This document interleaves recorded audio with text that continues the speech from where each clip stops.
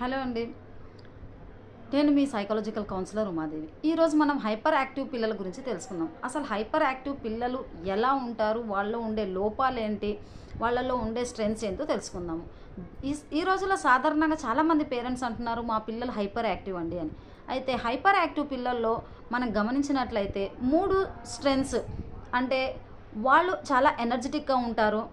రెండోదొచ్చేసి క్యూరియాసిటీతో ఉంటారు. మూడోదొచ్చేసి వాళ్ళు క్రియేటివిటీ వాళ్ళలో ఎక్కువగా ఉంటుంది మిగతా పిల్లలతో మనం పోల్చి చూసినట్లయితే. అయితే ఇవి పాజిటివ్ లక్షణాలైతే మరి నెగిటివ్ ఏంటి అంటే వీళ్ళు ఒక విషయం పైన ఎక్కువగా ఫోకస్ పెట్టి ఎక్కువసేపు కూర్చోలేరు. అలాగే వీళ్ళల్లో ఏంటంటే ఒక చోట స్థిమితంగా కూర్చోవడము, నలుగురితో మాట్లాడడంలోనూ మిగతా వాళ్ళతో కంపేర్ చేస్తే కరెక్ట్‌గా ఉండరు. అంటే స్థిమితమైన మనస్సుతో కూర్చోవడం కానీ మాట్లాడడం కానీ చేయరు. దీనివల్ల వాళ్ళు కొన్ని సమస్యలను ఎదుర్కోవాల్సి వస్తుంది. అకాడమిక్స్లో ఫోకస్ చేయకపోవడం వల్ల కాన్సన్ట్రేషన్ ఉండదు. నలుగురిలో మాట్లాడే తీరులోను కూడా డిఫరెంట్గా ఉంటారు.